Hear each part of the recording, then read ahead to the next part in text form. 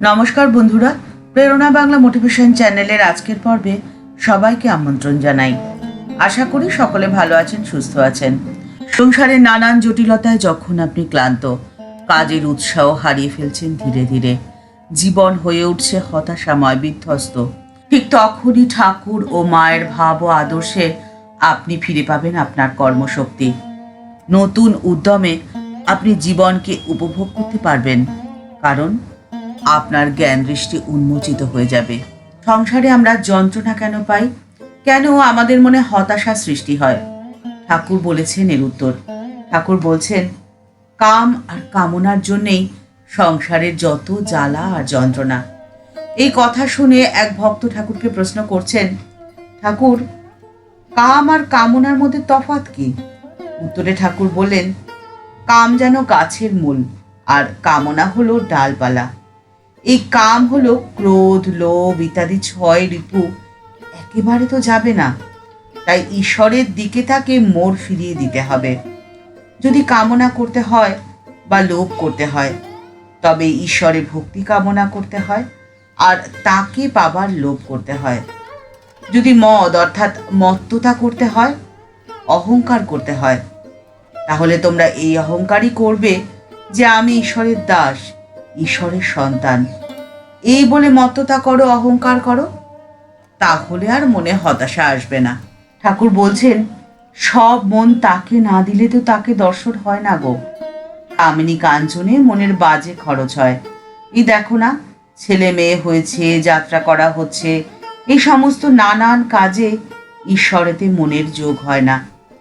ও দেশে ছুতুরদের মেয়েরা ঢেঁকি দিয়ে চিড়ে কাড়ে, একজন পা দিয়ে ঢেঁকি টেপে আর একজন নেড়ে চেড়ে দেয়, কিন্তু সে হুঁশ রাখে যাতে ঢেঁকির মুষলটা তার হাতের ওপরে না পড়ে। একদিকে ছেলেকে মাই দেয় আর অন্য হাতে ভিজে ধান খোলায় ভেজে দেয়। আবার খদ্দেরদের সাথে কথাও বলে, তোমার কাছে এত বাকি পাওনা আছে, দিয়ে যেও কিন্তু। ঈশ্বরেতে মন রেখে ঠিক তেমন ভাবেই সংসারে নানান কাজ করতে পারো, কিন্তু অভ্যেস চাই আর হুঁশিয়ার হওয়া চাই, তবেই তো দুদিক রাখা হয়। সংসার জীবনের যাবতীয় দুঃখভোগ মা করে গেছেন।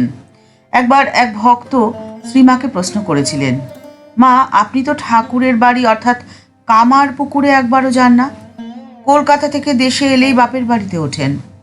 মা স্মিত হেসে তাকে উত্তরে বলেছিলেন, তা নয় বাবা, ঠাকুরের বাড়ি কি ভুলতে পারি? তবে ঠাকুর এখন স্থূলদেহ ত্যাগ করেছেন, গেলে বড় কষ্ট হয়, তাই যাই না। শ্রীমায়ের কষ্টবোধের অন্তরালে ঠাকুরের বিরহ তো ছিলই, কিন্তু তার উপরে স্বজনের বিরুদ্ধ ভাব তাকে মানসিকভাবে অত্যন্ত পীড়িত করেছিল। এ বিষয়ে তিনি সচরাচর নীরবই থাকতেন।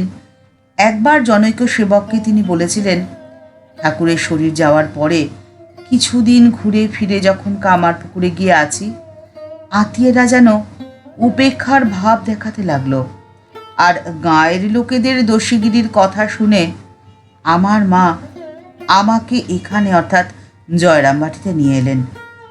আমাকে আর কামার পুকুরে বাস করতে দিলেন না, তাই আমার আর কামার পুকুরে থাকাও হলো না। সেই থেকে ভাইদের সংসারেই তাদের দুঃখে সুখে এত দিন পড়ে রয়েছি। এখন আবার ভাইরা বলে, দিদি আমাদের দেখেন না।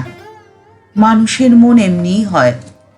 বর্তমানে কামারপুকুরে রামকৃষ্ণ মঠ ও মন্দির স্বমহিমায় বিদ্যমান, কিন্তু সম্পত্তি সংক্রান্ত পারিবারিক সমস্যা এতটাই স্পর্শকাতর ছিল যে এই মন্দির স্থাপন এতটাও সহজ হয়নি। মায়ের হস্তক্ষেপেই এই কাজ সম্ভব হয়েছিল। 1947 সালে বেলুর রামকৃষ্ণ মিশন আনুষ্ঠানিকভাবে কামারপুকুর রামকৃষ্ণ মঠকে অধিগ্রহণ করেছিল এবং তারপরে 1951 সালের 11ই মে শঙ্কর জয়ন্তী তিথিতে কামারপুকুরে শ্রীরামকৃষ্ণ মন্দির প্রতিষ্ঠিত হয়। ত্যাগ বিগ্রহ শ্রীমায়ের ব্যবহারিক জগতের জ্ঞান এবং আচরণ দেখলে বিষয়ের সীমা পরিসীমা থাকে না। সংসারী জীবের কিভাবে জীবনযাত্রা নির্বাহ করা প্রয়োজন তার শিক্ষা দেওয়ার জন্যেই শ্রীমায়ের দেহধারণ। নিজের জীবনে তা আচরণ করে তিনি দেখিয়ে দিয়ে গেছেন। মা বলেছেন, যখন যা করবে 16 আনা মন দিয়ে করবে। স্বামী শারদেশানন্দজি শ্রী শ্রী মায়ের স্মৃতিকথা গ্রন্থে লিখছেন, সার বস্তু শ্রী ভগবানের ভজন যেমন মন প্রাণ ঢেলে দিয়ে তন্ময় চিত্তে একাগ্র হয়ে করতে হয়, ঠিক তেমনভাবেই সংসারের অসার বস্তু বলে নিশ্চয় করেও যতদিন দেহ আছে সুচারুরূপে তার রক্ষণাবেক্ষণের জন্য বুদ্ধি বিবেচনাপূর্বক যথাসম্ভব অন্যকে উদ্বেলিত না করে জীবনযাত্রা নির্বাহ করা একান্ত প্রয়োজন। ঠাকুরের ভক্ত কথামৃতকার শ্রীম কামারপুকুরকে একটি জ্যোতির্ময় ধাম রূপে প্রথম দর্শন করেছিলেন। ঠাকুরের জীবদ্দশায় তিনি ভক্তদের মধ্যে প্রথম কামারপুকুরে আসেন। কামারপুকুর গ্রামের গাছপালা, পশু পাখি, মানুষ সব কিছুর মধ্যেই জ্যোতির মূর্তি হিসেবে তার সামনে প্রতিভাত হয়েছিল। মহাশক্তি শ্রী মায়ের কাছে তো এই সত্য অবিদিত ছিল না। তাই নানান বাধা বিপত্তি থাকা সত্ত্বেও শ্রীরামকৃষ্ণের আবির্ভাব স্থল রক্ষণাবেক্ষণে তিনি নিরন্তর প্রয়াসী হয়েছিলেন। ঠাকুরের আবির্ভাব স্থল আর শ্রীমায়ের তপভূমি মিলেমিশে যেন একাকার হয়ে গেছে। হিমালয় পর্বতকে পেছনে ফেলে গঙ্গা যেখানে সমতলকে স্পর্শ করছে, সেই স্থানকেই তো হরিদ্বার নামে চিহ্নিত করা হয়। হরিদ্বার তো মহাতীর্থ, কারণ গঙ্গা তার পাবনী শক্তি নিয়ে সেখানে উপস্থিত হয়ে সর্বসাধারণকে মুক্তি স্নানের জন্য যুগ যুগ ধরে আহ্বান জানিয়ে চলেছে। ঠিক একইভাবে ভবতারণ শ্রীরামকৃষ্ণ তার সমগ্র পাবনী শক্তি সংহত করে কামারপুকুরে আবির্ভূত হয়েছিলেন। তাই কামারপুকুরকে আধুনিক ভারতবর্ষের হরিদ্বার বলা যাবে না কেন? পুরাণ অনুসারে বলা যায়, স্বর্গের নদীকে জটায় ধারণ করে শিব তাকে মর্তে প্রেরণ করেন। আর কামারপুকুরের ক্ষেত্রে চিত্রটি একটু আলাদা। শ্রীরামকৃষ্ণ অপ্রকট হওয়ার পরে শ্রীমা কামারপুকুরে থেকেই কঠিন তপস্যার মধ্যে দিয়ে রামকৃষ্ণের ভাব গঙ্গাকে সবিশেষ আত্মস্থ করে তাকে অনাগত কালের মানুষের কল্যাণে অসীমের পথে প্রবাহিত হতে সাহায্য করেছেন। শিব আর শিবানীর আশ্চর্য লীলাভূমি কামারপুকুর। তাই তা যুগ যুগ ধরে পৃথিবীতে সংসার তাপে দগ্ধ মানুষকে মুক্তি স্নানে আহ্বান করে, মানুষকে তৃপ্তি দেয়, শান্তি দেয়।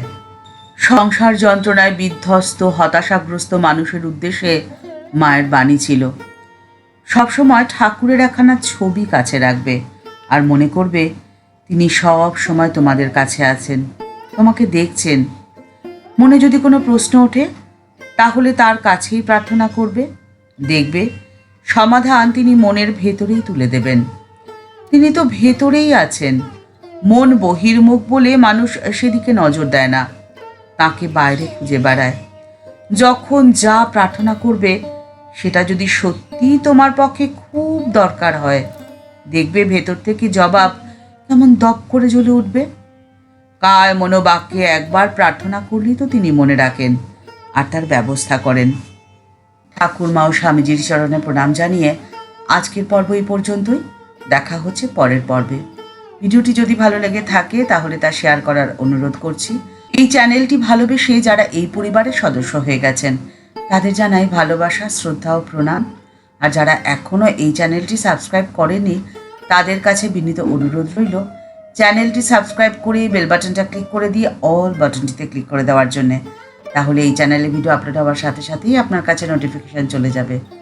আর এই ভিডিওটির উপস্থাপনা আপনার যদি ভালো লেগে থাকে তাহলে তা কমেন্টস বক্সের মধ্যে জানাতে ভুলবেন না। সবাই ভালো থাকবেন, সুস্থ থাকবেন। নমস্কার।